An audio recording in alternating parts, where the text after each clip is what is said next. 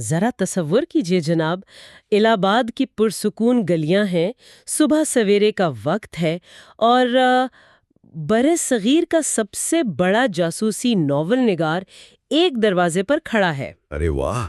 اور وہ بھی بھائی قادر حلوائی کے یہاں سے لائی گئی گرما گرم دہی جلیبی کے ساتھ۔ جی بالکل، اور جیسے ہی دروازہ کھلتا ہے وہ مسکراتے ہوئے اپنے دوست کو گلے لگاتا ہے اور کہتا ہے کہ بھئی یہ دہی جلیبی کھاؤ اور میرے ہیرو کو اپنی جیل سے فوراً رہا کرو، تاکہ میں اپنا اگلا ناول جلد از جلد شائع کر سکوں۔ کیا کہنے! بالکل، مطلب یہ کوئی افسانوی داستان نہیں ہے محترم، بلکہ ایک حقیقی واقعہ ہے جب جناب سبط احمد قمر جائسی صاحب نے، جو پیشے کے اعتبار سے تو ایک آڈٹ آفیسر تھے مگر مزاجن ایک کمال کے ادیب تھے۔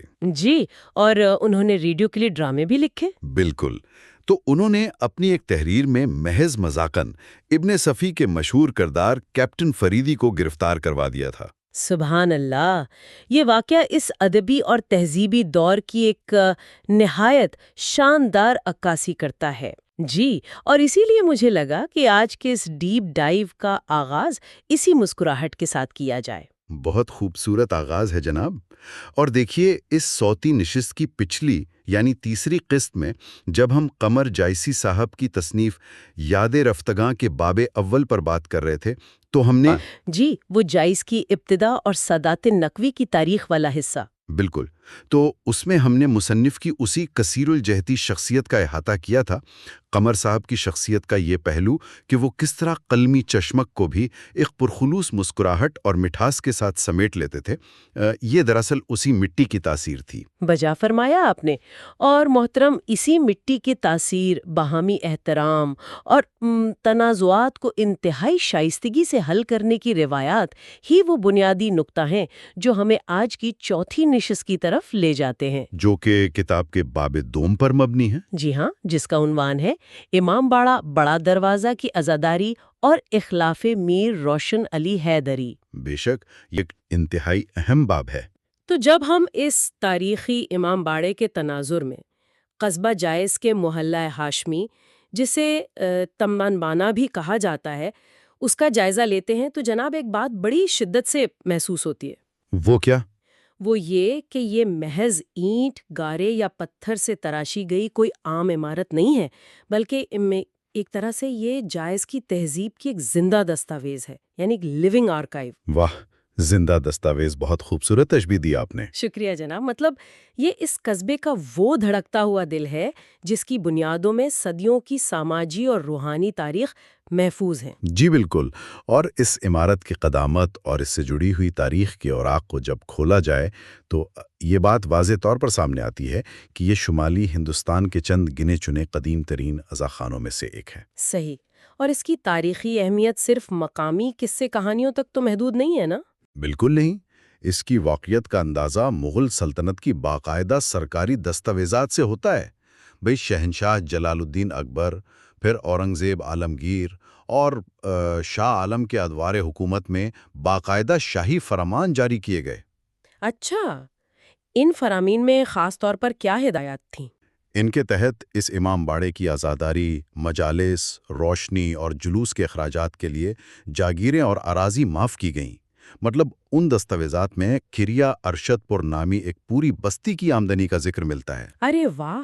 جی، اور وہ آمدنی خالصتاً اسی مصرف کے لیے وقف کی گئی تھی۔ یہاں ایک بڑا دلچسپ سوال ذہن میں ابھرتا ہے جناب، دہلی کا مغل دربار جو اتنی وسیع و عریض سلطنت کا مرکز تھا، وہ جیز جیسے ایک چھوٹے سے قصبے کی ایک مخصوص عمارت کے لیے اتنی دلچسپی کیوں لے رہا تھا؟ بہت گہرا سوال ہے محترم۔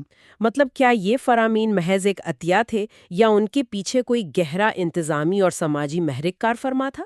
دیکھیے، یہ فرامین اس بات کا ثبوت ہیں کہ اس دور کی ریاستی مشینری مقامی سطح پر موجود ان مراکز کی اہمیت کو بخوبی تسلیم کرتی تھی۔ یعنی وہ مراکز جو عوام کو جوڑے رکھنے کا سبب بنتے تھے؟ بالکل، اور مغل دربار سے جاری ہونے والے ان فرامین کی ایک اور بڑی غیر معمولی خصوصیت تھی، وہ یہ کہ ان میں اس جاگیر کے انتظام کے لیے متولی کا انتخاب کبھی کسی بیرونی حکم نامے کے ذریعے مسلط نہیں کیا گیا۔ اچھا، تو پھر یہ انتخاب ہوتا کیسے تھا؟ اور نہ ہی اسے کسی ایک خاندان کی اندھی وراثت قرار دیا گیا۔ جناب، متولی کا انتخاب ہمیشہ محلے والوں کی باہمی رضامندی اور متفقہ فیصلے سے ہوتا تھا۔ کیا کہنے! یہ تو اس بادشاہت کے دور میں ایک قصبے کی سطح پر نافذ ایک انتہائی حیران کن اور جدید جمہوری طرز عمل تھا۔ جی ہاں، محلے کے لوگ باقاعدہ اس بات کا جائزہ لیتے تھے کہ خاندان میں کون سا فرد اس بھاری ذمہ داری کو اٹھانے کا اہل ہے، اور پھر اسے یہ امانت سونپ دی جاتی تھی۔ اور میرا خیال ہے جناب، یہی جمہوری رویہ اور سماجی ہم آہنگی شاید وہ طاقت تھی جس نے اس قصبے کی اندرونی روایات کو اتنی طویل مدت تک ٹوٹنے نہیں دیا۔ بجا فرمایا، یہ جڑیں بہت گہری تھیں۔ کیونکہ جب ہم ان روایات کی تفصیلات میں جاتے ہیں تو ایک اور حیرت انگیز پہلو سامنے آتا ہے، اور وہ ہے زبان اور ثقافت کا کڑا تسلسل۔ جی، وہ لسانی روایات جو آج بھی محفوظ ہیں۔ بالکل، ذکر ملتا ہے کہ یہاں کی مجالس میں صدیوں پرانی روایات آج بھی اسی طرح قائم ہیں۔ مطلب مجلس کے آغاز میں پیش خوانی کے طور پر فارسی اشعار پڑھے جاتے ہیں۔ صحیح۔ پھر جب ممبر سے عربی زبان میں خطبہ ادا کیا جاتا ہے تو پورا مجمع ایک ساتھ بلند آواز میں علی یا علی پکار اٹھتا ہے۔ جی، اور اس کے ساتھ ساتھ ملا حسین وائس کاشفی کی مشہور کتاب روضۃ الشہداء کی مخصوص طرز پر مجالس کا انعقاد ہوتا ہے۔ تو محترم، یہ سب پڑھ کر ایک عام قاری کے ذہن میں یہ الجھن ضرور پیدا ہوتی ہے کہ ہندوستان کے ایک چھوٹے سے قصبے میں جہاں کی مقامی بولی تو اودھی زبان تھی، جی بالکل، اودھی کا رواج تھا، تو وہاں خالص فارسی اور عربی کی اتنی کڑی لسانی روایات کو وہی سینکڑوں سال تک منوعن کیسے محفوظ رکھا گیا؟ اس تیزی سے بدلتی ہوئی دنیا میں یہ کیسے ممکن ہوا؟ اس رجحان کو سمجھنے کے لیے جناب، ہمیں اس دور کے تہذیبی اور نفسیاتی خود و خال کو ذرا گہرائی سے دیکھنا ہوگا۔ جی فرمائیے۔ دیکھیے، یہ محض زبان کا مسئلہ نہیں تھا۔ جائز کے ان سادات کے لیے عربی اور فارسی محض رابطے کے ذرائع ہرگز نہیں تھے، بلکہ یہ ان کے اسلاف کی نشانیاں اور ان کی روحانی شناخت کا اٹوٹ حصہ تھے۔ یعنی ان کا ایک جذباتی اور روحانی رشتہ تھا۔ بالکل، اور تاریخ گواہ ہے کہ جب کوئی زبان کسی عقیدے کی ادائیگی کا ذریعہ بن جائے تو وہ مقامی تبدیلیوں کے خلاف ایک حیرت انگیز مدافعت پیدا کر لیتی ہے۔ یہ بہت خوبصورت نقطہ ہے جناب۔ میر روشن علی حیدری کے خاندان نے اس لسانی اور تہذیبی ورثے کو ایک مقدس امانت سمجھ کر سینے سے لگائے رکھا۔ وہ بخوبی جانتے تھے کہ اگر یہ زبان کٹ گئی تو وہ تاریخی ربط ٹوٹ جائے گا جو انہیں ان کی اصل سے جوڑتا ہے۔ صحیح۔ اور جناب، اس تسلسل کی ایک جیتی جاگتی مثال تو خود اس کتاب کے مصنف جناب قمر جائسی صاحب کی ذات ہے۔ ارے ہاں، میں اسی طرف آنے والی تھی۔ جی، جنہوں نے بلا تعطل 55 سال تک اس امام باڑے میں فارسی مجالس پڑھنے کی روایت کو نبھایا۔ بھئی، یہ کوئی معمولی استقامت نہیں ہے۔ 55 سال! واقعی ایک ہی روایت سے جڑے رہنا ایک غیر معمولی استقامت کا متقاضی ہے۔ سبحان اللہ۔ بے شک، لیکن جناب، جہاں استقامت اور عقیدت کی اتنی روشن مثالیں موجود ہیں، وہیں انسانی فطرت کی کچھ تاریک اور کمزور تہیں بھی تو تاریخ کا حصہ بنی جاتی ہیں نا۔ آپ کا اشارہ یقیناً 1917 کے اس واقعے کی طرف ہے۔ جی بالکل۔ باب دوم میں سال 1917 کے ایک بڑے سنگین بحران کا تفصیلی تذکرہ موجود ہے۔ مطلب یہ وہ وقت تھا جب اس طویل سماجی ہم آہنگی کو ایک زبردست دھچکا لگا۔ ایک بہت ہی نازک موڑ تھا وہ۔ جی، جب اس وقت کے موجودہ متولی سید محمد حیدر نے اچانک وقف کی اراضی اور امام باڑے کی عمارت پہ بھائی اپنی ذاتی ملکیت کا دعویٰ کر دیا۔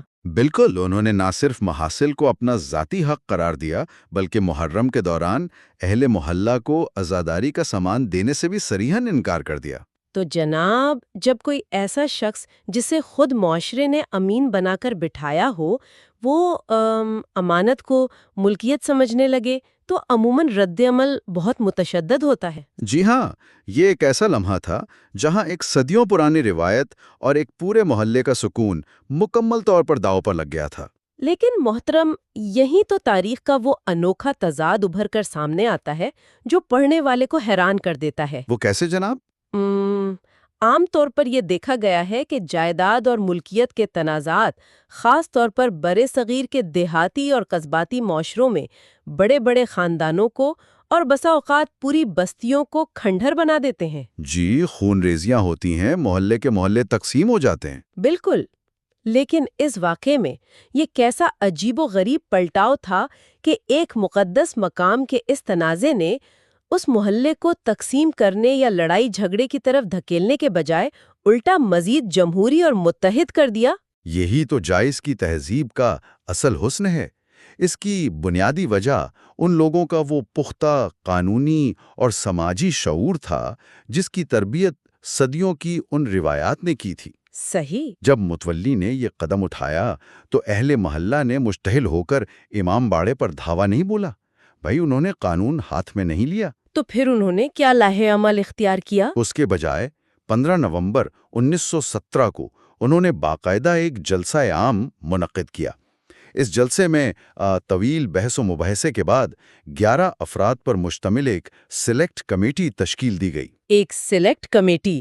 کیا کہنے؟ جی، اس کمیٹی کا کام یہ تھا کہ وہ تشدد کا راستہ اپنانے کے بجائے قانونی چارہ جوئی کریں اور ڈسٹرکٹ جج کی عدالت میں باقاعدہ مقدمہ دائر کرے۔ جناب، یہ اس دور کے ہندوستان میں جب نو آبادیاتی نظام اپنے عروج پر تھا، ایک چھوٹے سے قصبے کے لوگوں کا قانون اور جمہوریت پر اس قدر پختہ یقین واقعی ایک غیر معمولی بات تھی۔ بالکل، اور اس مقدمے کا سب سے فیصلہ کن موڑ تو وہ تھا جب موجودہ متولی کے سگے بھائی سید تقی حسن صاحب جی سید تقی حسن نے خون کے رشتے کو پسے پشت ڈالتے ہوئے ایک تحریری خط کے ذریعے اہل محلہ کی حمایت کی۔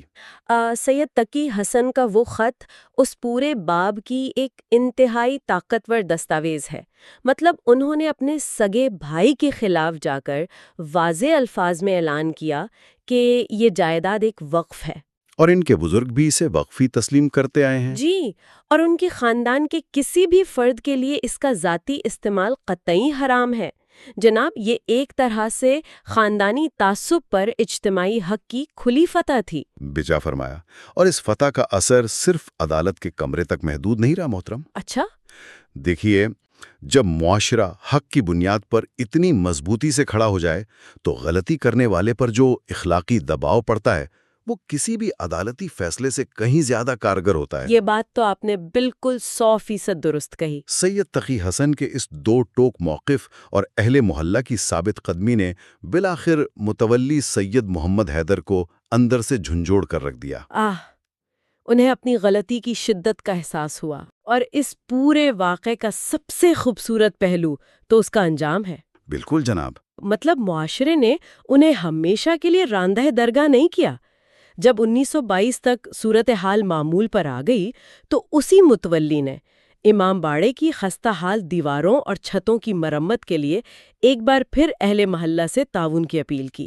اور کمال دیکھیے، لوگوں نے پرانی رنجشوں کو بھلا دیا اور اپنے ذاتی خرچ پر اس عمارت کی تعمیریں نو کروائی۔ واہ، یہ درگزر اور سماجی اصلاح کی ایک ایسی اعلیٰ مثال ہے جو آج کے دور میں تقریباً نایاب معلوم ہوتی ہے۔ جی ہاں، بالکل نایاب ہے۔ مگر محترم، ملکیت اور تقدس کا یہ تصادم تاریخ میں صرف ایک بار تو نہیں ابھرا۔ جی نہیں، اس کی اور بھی مثالیں ہیں۔ اسی باب میں ذرا آگے چل کر ایک اور انتہائی دلچسپ اور پیچیدہ واقعہ ملتا ہے جو 1936 میں پیش آیا، جس کا تعلق نواب آصف الدولہ کے عہد کے ایک نامور بزرگ میر صادق علی کمیدان سے جڑتا ہے۔ جی، میر صادق علی کمیدان، جن کی تقویٰ کی بڑی شہرت تھی۔ بالکل، تاریخ بتاتی ہے کہ میر صادق علی اس قدر متقی انسان تھے کہ لکھنؤ میں الماس علی خان نے جب ایک مسجد کی بنیاد رکھنی چاہی تو انہوں نے میر صادق کو اس کام کے لیے منتخب کیا اور انہیں 1,00,000 روپے کا خطیر ہدیہ پیش کیا۔ جی، جو اس زمانے میں ایک بہت بڑی رقم تھی، لیکن میر صادق نے وہ رقم اپنے گھر نہیں رکھی بلکہ جائزہ آ کر اس سے ایک بڑا امام باڑہ اور مسجد تعمیر کروا دی۔ ماشاءاللہ، ان کا اخلاص دیکھیے۔ اور اس کے ساتھ ہی انہوں نے 8 محرم کے قدیمی جلوس میں اپنے ذاتی امام باڑے کی جانب سے علم مبارک اور ذوالجناح کی شمولیت کا سلسلہ بھی شروع کیا، جو کہ ایک بہت ہی بابرکت اضافہ تھا۔ مگر جناب، وقت کے ساتھ ساتھ 1936 میں ان کے ایک جانشین میر محمد تقی نے ان تبرکات کو محلے کے عام جلوس میں دینے سے انکار کر دیا اور ان پر اپنا آبائی اور ذاتی حق جتا دیا۔ یہ واقعہ انسانی نفسیات اور روحانیت کے درمیان ایک بہت ہی باریک لکیر کی نشاندہی کرتا ہے محترم۔ وہ کیسے جناب؟ دیکھیے، انسان جس چیز سے انتہائی عقیدت رکھتا ہے، بسا اوقات وہ لاشعوری طور پر اسے صرف اپنی ذات یا اپنے خاندان تک محدود کر لینا چاہتا ہے۔ درست کہہ رہے ہیں آپ۔ وہ یہ سمجھنے لگتا ہے کہ چونکہ اس کے بزرگوں نے اس شے کو متعارف کروایا تھا، اس لیے اس تقدس پر اس کا حق باقی دنیا سے زیادہ ہے۔ میر محمد تقی کا رویہ بھی بظاہر اسی احساس ملکیت کا شاخسانہ تھا، جو عقیدت کی کوکھ سے ہی جنم لیتا ہے لیکن آخرکار ایک سماجی رکاوٹ بن جاتا ہے۔ بالکل بجا فرمایا آپ نے۔ یہ بات واقعی انسان کو سوچنے پہ مجبور کر دیتی ہے کہ گہری عقیدت کس طرح خاموشی سے ذاتی ملکیت کے زوم میں بدل سکتی ہے۔ لیکن یہاں بھی محترم، ایک بار پھر قصبہ جائز کے باشندوں نے اپنی روایتی دانشمندی کا ثبوت دیا۔ جی، انہوں نے 1917 کی طرح اس بار بھی اشتعال انگیزی کے بجائے وہ جمہوری راستہ اختیار کیا۔ جی، 5 اپریل 1936 کو امام باڑے میں باقاعدہ ایک اور جلسہ عام منعقد کیا گیا۔ اور جناب، اس جلسے کی کارروائی محض ایک روایتی پنچایت جیسی نہیں تھی، بلکہ اس میں باقاعدہ اصول اور ضوابط طے کیے گئے۔ بے شک، اس جلسہ عام میں جو قرارداد منظور کی گئی وہ دراصل مذہبی اور سماجی جائیدادوں کے حوالے سے ایک مکمل فقہی اور قانونی نظیر ہے۔ اچھا، اس میں بنیادی اصول کیا طے پایا؟ اس میں یہ اصول طے پایا کہ اگرچہ یہ مخصوص تبرکات میر صادق علی قومیدان کے نام سے منسوب ہیں اور عام دنوں میں ان کے خاندانی ہی کی تحویل میں رہیں گے، صحیح، لیکن جب ایک بار یہ تبرکات محرم کے دوران اہل محلہ کے جلوس اعضاء میں شامل ہو جائیں تو پھر یہ جلوس کی مجموعی ملکیت بن جاتے ہیں۔ واہ! جی، اس لمحے کے بعد ان پر ہر عام و خاص عزادار کا برابر کا حق قائم ہو جاتا ہے اور کوئی بھی شخص انہیں واپس لینے یا جلوس سے الگ کرنے کا مجاز نہیں رہتا۔ یعنی انہوں نے ذات اور اجتماعیت کے درمیان ایک بہت ہی واضح حد فاصل قائم کر دی۔ کیا بصیرت تھی ان کی! بالکل، اور اس فیصلے کو صرف زبانی حد تک نہیں رکھا گیا، باقاعدہ دستاویزات تیار کی گئیں۔ جی ہاں، مجمع میں موجود گواہوں کے دستخط ثبت کیے گئے اور سید نصیر علی کو نیا متولی منتخب کر کے اس مسئلے کو ہمیشہ کے لیے ایک انتہائی مہذب اور شائستہ انداز میں حل کر لیا گیا۔ یہ سب سن کر محترم 1917 اور 1936 کے یہ دونوں واقعات اس بات کی ناقابل تردید دلیل بن جاتے ہیں کہ جائز کا یہ محلہ ہاشمی محض چند رسومات کا گڑھ نہیں تھا۔ ہرگز نہیں، یہ ایک باقاعدہ تہذیبی اور اخلاقی درسگاہ تھی۔ جی، جنہوں نے ثابت کیا کہ ایک باشعور، مہذب اور تعلیم یافتہ معاشرہ اپنے اندرونی اختلافات کو، چاہے وہ کتنی ہی جذباتی نوعیت کے کیوں نہ ہوں، جی، انہیں گفت و شنید، باہمی احترام اور قانونی دائرے کے اندر رہتے ہوئے بخوبی حل کر سکتا ہے۔ اس تفصیلی تجزیے نے واقعی باب دوم کے ان تاریخی واقعات کو ایک نئے اور عصری زاویے سے سمجھنے میں بے پناہ مدد دی ہے جناب۔ میر روشن علی حیدری کے اخلاف اور جائز کے عام باشندوں کی یہ تاریخ دراصل اصولوں پر ثابت قدم رہنے کی ایک روشن مثال ہے۔ بالکل، ایک زندہ و جاوید مثال۔ کیوں یہ واضح کرنا نہایت ضروری ہے کہ آج ہم نے جس کتاب یاد رفتگاں کے باب دوم کا یہ تفصیلی صوتی مطالعہ کیا ہے، یہ سلسلہ یہیں پر ختم نہیں ہو رہا۔ جی نہیں، سفر ابھی باقی ہے۔ جی، اس صوتی نشست کی آئندہ یعنی 5ویں قسط میں ہم اسی کتاب کے باب سوم کی طرف قدم بڑھائیں گے۔ وہ باب میر روشن علی حیدری کے خاندان کے بزرگوں کے دل فریب، پر اثر اور سبق آموز سوانحیات پر مبنی ہے، جو یقیناً تاریخ اور شخصیات کے کئی اور نئے دروا کھولے گا۔ مجھے تو اس اگلی نشست کا بے صبری سے انتظار رہے گا جناب۔ مجھے بھی، اور یہ بات بھی ریکارڈ پر لانا لازم ہے کہ یہ شاندار صوتی سلسلہ جو جدید مصنوعی ذہانت یعنی AI کی مدد سے ترتیب دیا گیا ہے، دراصل مصنف جناب سبط احمد قمر جائسی صاحب کے لائق صاحبزادے ڈاکٹر سید جاوید احمد رضوی کی انتھک کاوشوں کا ثمر ہے۔ ماشاءاللہ۔ جی، انہوں نے محض اس اردو کتاب کو اس جدید آڈیو فارمیٹ میں محفوظ نہیں کیا، بلکہ اس کا ہندی رسم الخط میں بھی ایک انتہائی خوبصورت اور رواں ترجمہ کیا ہے۔ علم کی ترسیل کے لیے جدید ٹیکنالوجی کا یہ استعمال اور ایک نسل کی تاریخ کو دوسری نسل تک اتنی نفاست سے منتقل کرنا واقعی ایک قابل قدر اور تاریخی نوعیت کی خدمت ہے جناب۔ بالکل جناب، اور یہ ہندی ترجمہ اور کتاب کا اصل مکمل اردو نسخہ دونوں ہی اس نشست کی تفصیل اور روابط کے خانے میں موجود ہیں، جہاں سے انہیں بآسانی ڈاؤن لوڈ کیا جا سکتا ہے۔